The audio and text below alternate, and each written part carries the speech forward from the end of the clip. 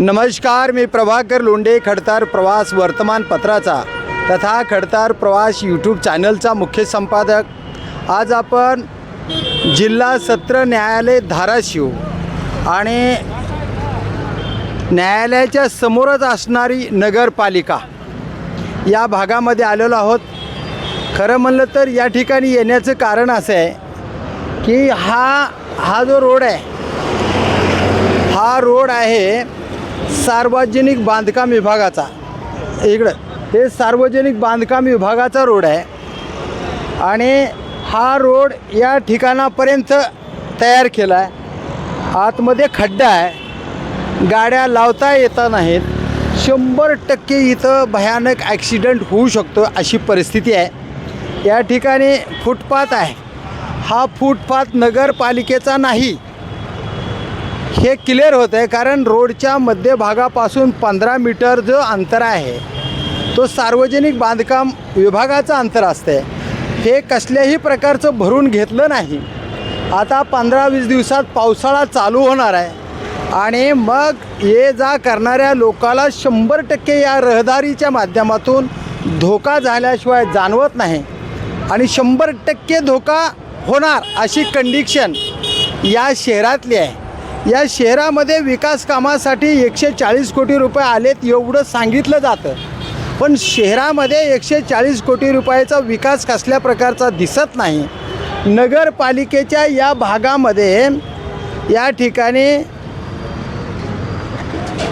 अशी परिस्थिती आहे की नगरपालिकेचे गाळे आहेत आणि या नगरपालिकेच्या गाळ्याच्या समोरच हे डांबरीकरण न केलेला रस्ता आहे। हे गेल्या वर्षी आपण हा रस्ता दाखवला होता, कसल्याही प्रकारचा फरक नगरपालिकेवर पडलेला नाही। नगरपालिकेने हा जर रोड चांगल्या पद्धतीनं बनवला गेला तर या गाळ्याला ग्राहक येणारं जे आहे ते चांगल्या दर्जाचं येईल आणि चांगल्या प्रकारे जर ग्राहक झालं तर शहराचा विकास चांगल्या पद्धतीनं झाल्याशिवाय राहणार नाही। आपण या ठिकाणी काही कार्यकर्ते आहेत आणि धाराशिवकर आहेत। आपण या ठिकाणी बाळासाहेब, काय परिस्थिती आहे या रोडची नेमकी सांगा। हे रोडचं काही साईड पट्ट्या भरलेल्या नाहीत, बरेच वर्ष झालं काम केले, त्याचे काही लेअर्स राहिलेले आहेत रोडचे, त्यामुळे झेब्रा क्रॉस लाईन मारलेली नाही। सिग्नल बसवले पण अजून सिग्नल चालू नाहीत। ही अशी परिस्थिती आहे। नगरपालिकेनं ते सिग्नल बसवलेले आहेत, मध्यंतरी रस्ता झाल्यानंतर पुन्हा रस्ता फोडून त्याच्यामध्ये वायरिंग ही केल्या। पहिल्या वायरिंग होत्या, परंतु हे फक्त गुत्तेदार जगवायचे आणि पैसे कसे कमवायचे ह्याची फक्त यांच्याकडे योजना आहे। मग ते मधला जे रोड आहे ते सार्वजनिक बांधकाम विभागाचा रोड आहे आणि हे न्यायालयाच्या समोरच आहे आणि हे फुटपाथ बांधले। आता ही कोणत्या आधारावर बांधले काय माहीत नाही, पण या फुटपाथच्या रोडच्या मध्येच खड्डा ठेवला आहे। ते का बरं भरून घेतला नाही? ती साईड पट्टी त्याला म्हटलं जातं आणि त्या साईड पट्टी ती मुरमानं भरली पाहिजे, त्याची लेवल आणि ह्याची लेवल एक केली पाहिजे। जे आता वाहन जर तिकडून जर आलं एखादं, समजा साईडनं जात असताना म्हणा किंवा इकडून वाहन येत असताना म्हणा, तर ते स्लिप होऊन गाडी त्या ठिकाणी माणूस पडू शकतो। त्या खड्ड्यामध्ये जर पडला तर त्याला जबाबदार कोण?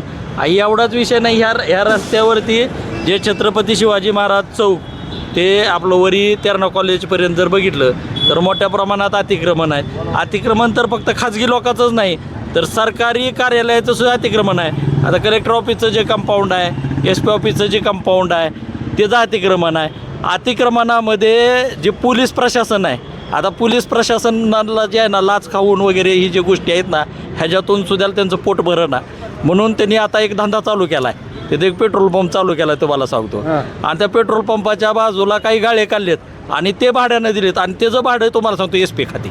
बापरे बाप, म्हणजे SP-ला म्हणजे कशात खावं हे सुद्धा कळायला गेले।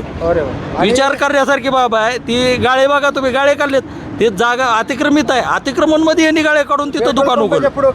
पेट्रोल पंपाच्या बाजूला गाळे काढलेत, आईस्क्रीमचे दुकान आहे ते भाड्यानं दिले। बांधकामाची भिंत आहे तेच 15 मीटरच्या आतमध्ये आहे। हे जे आपलं जे आता ही स्टेट बँक ऑफ इंडिया आहे, जुनी पहिली हैदराबाद होती। हैदराबाद बँकेचं जे कंपाऊंड आहे, ही जी न्यायालयाचं कंपाऊंड आहे, ह्या लाईनमध्येच असंच वरी आहे. ह्याचा सर्वे झालेला आहे पाठीमागे, हे जर पूर्ण ही झालं ह्याची सगळं भूमी अभिलेखला हे जी माहिती आहे. हा रस्ता किती मीटरचा आहे, काय आहे, ह्याच्यामध्ये किती अतिक्रमण आहेत, कोणाकोणाचे आहेत. ह्या जिल्हा परिषदच्या कंपाऊंड जे आहे ते अतिक्रमणमध्ये आहे, पंचायत समितीचं कंपाऊंड अतिक्रमणमध्ये आहे, कलेक्टर ऑफिसचं कंपाऊंड अतिक्रमण आहे, रेस्ट हाऊसचं कंपाऊंड अतिक्रमणमध्ये आहे, SP ऑफिसचं कंपाऊंड अतिक्रमणमध्ये आहे. विभागाची जागा ही रोडची कुठपर्यंत येते? ही नगरपालिकेचे तेच तिकडला जो फेस आहे तो साधारणतः जी जिल्हा न्यायालयाचं जे कंपाऊंड आहे ह्याच लाईनमध्ये असंच पुढं पण आहे सगळं. अलीकडलं कोणता? ही आता या रोडच्या अलीकडल्या बाजूचा हा रोड किती आहे? 15 मीटर रोड सार्वजनिक बांधकामाचा आहे असं त्यांचं मत आहे. हे जे मध्ये खड्डा ठेवला आहे त्याचे कारण काय? तेच सांगतो ना मी, रोडच्या बाजूची जी काय ह्याचं इस्टिमेट असतंय कामाचं, ज्यावेळेस ह्या रस्त्याचं काम केलं गेलं, ते काम केल्यानंतर तो साईड पट्टी भरली पाहिजे, ती भरली नाही. आता त्यात रोडचं पण काम कंप्लीट नाही. विशेष सांगायचं म्हणजे बऱ्याच वर्षापासून त्याचं ती एक लेअर पण राहिलेलं आहे त्या रोडचं. मग बिलं कशी देते B&C? ही B&Cचं काम आहे. B&Cच्या एक्झिक्युटिव्ह इंजिनियर किंवा डिप्टी इंजिनियरची तुम्ही प्रतिक्रिया घेतली तर त्याचे पूर्ण डिटेल्स त्यांच्याकडे आहेत, ते सांगते. आता हे जी गाड्या येतात नगरपालिका कार्यालयामध्ये, याला कसल्याही प्रकारचं वाहनस्थळ म्हणून प्रक्रिया नाही किंवा जागा रिक्त करून दिलेला नाही नगरपालिकेचा, हे भोंगळ कारभार वाटत नाही का? आहेच ना. मग ते आता पार्किंगची जी व्यवस्था आहे प्रत्येक कार्यालयानं करायला पाहिजे. आता ही जी अशी रस्त्याच्या कडेला पार्किंग आहे, वाहनाला रहदारीला वाहतुकीला अडथळा आहे, वाहतुकीला मोठ्या प्रमाणात अडथळा येते ना. आता समजा आता पलीकडे ते बस थांबलेली आहे, तुम्हाला सांगू ट्रॅव्हल्स थांबलेले आहे रोडच्या कडाला, येणाऱ्या जाणाऱ्या वाहतुकीला बाकीच्या वाहतुकीला अडथळाच आहे ना. मग ह्याची व्यवस्था केली पाहिजे प्रशासनानं. जी काय वाढती वाहतूक आहे, जी काय वाढती लोकसंख्या आहे, याच्या हिशोबानं त्या प्रोव्हिजन केल्या पाहिजे. परंतु तसं काहीच नियोजन नाही, नियोजन शून्य. ओके, नियोजन शून्य ही परिस्थिती आपल्याला धाराशिव शहराच्या नगरपालिकेच्या समोरची आहे. वाहनस्थळ नाही, नगरपालिकेच्या अंतर्गत येणारे रोड चांगले नाहीत, या कॉम्प्लेक्सच्या पुढचा रोड चांगला नाही, स्त्रियांना एन्रोल करण्यासाठी भोसले हायस्कूलपासून ते नगरपालिकेपर्यंत कसल्याही प्रकारची सोय नाही, रोड चांगले नाहीत, नाल्या नाहीत. आता लाईटची सुद्धा व्यवस्था बिघडल्यासारखी झालेली आहे. कचरा डेपू काढायचं फक्त बोललं गेलं, कचरा डेपू काढला नाही. पाण्याची सोय नाही, 10-10 दिवस पाणी मिळत नाही.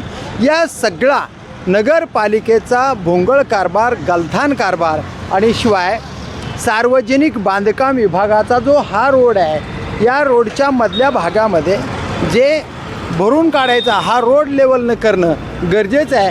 पण या रोडवर पूर्ण अतिक्रमणच झालेलं पूर्ण शहरामध्ये दिसतं आहे. स्वतः नगरपालिकेच्या किंवा बांधकाम विभागाच्या, सार्वजनिक बांधकाम विभागाच्या कार्यालयाचं सुद्धा अतिक्रमण या शहरामध्ये दिसतं आहे. यामुळे या वाहनं आता पावसाळ्यामध्ये लावता येणार नाही, इथं 100% धोका होणार अशी परिस्थिती आहे. आणि जर या रोड न चांगला भरल्यामुळे जर धोका झाला तर सार्वजनिक बांधकाम विभागाच्या कार्यकारी अभियंत्याला, कार्यकारी अधीक्षकांना जबाबदार धरावं, त्यांच्यावर मनुष्यवधाचा गुन्हा नोंद करावा अशीच मागणी शहरातल्या सर्वसामान्य जनतेची आहे. हा खड्डा का भरून घेतला नाही? इथं किती भ्रष्टाचार झाला आहे? कुणाला गुत्तेदारी दिली होती? गुत्तेदारानं हा भ्रष्टाचार केला, बिलं कसे काढले? हे सर्व प्रश्न जनता विचारते. तर बघूया येणाऱ्या काळामध्ये सार्वजनिक बांधकाम विभागाचे कर्मचारी, अधिकारी, अधीक्षक, अभियंता या रोडकड कसे लक्ष देतात ते पाहूया. आणि नगरपालिका गलथान कारभार थांबवेल का आणि शहराचा विकास करेल का? वेळेवर पाणी मिळेल का? कचरा स्वच्छ केला जाईल का? रोड नाल्या चांगल्या पद्धतीनं होतील का? आणि कचरा डेपू शहरातला हलवला जाईल का? या सर्व गोष्टीकडे आता जनतेचं लक्ष आहे. तर बघूया येणाऱ्या काळामध्ये नेमकं शहर विकासासाठी हे लोक काय करणार तेच पाहूया. येणाऱ्या काळात मी प्रभाकर लोंढे, खडतर प्रवास वर्तमानपत्राचा तथा खडतर प्रवास यूट्यूब चॅनलचा मुख्य संपादक. या चॅनलला सबस्क्राईब करा, शेअर करा, लाईक करा, बेल आयकॉनचे बटन दाबा. आपले विचार शहराच्या विकासासाठी कमेंट बॉक्समध्ये नोंद करा. धन्यवाद. धाराशिवकर जय हिंद, जय महाराष्ट्र.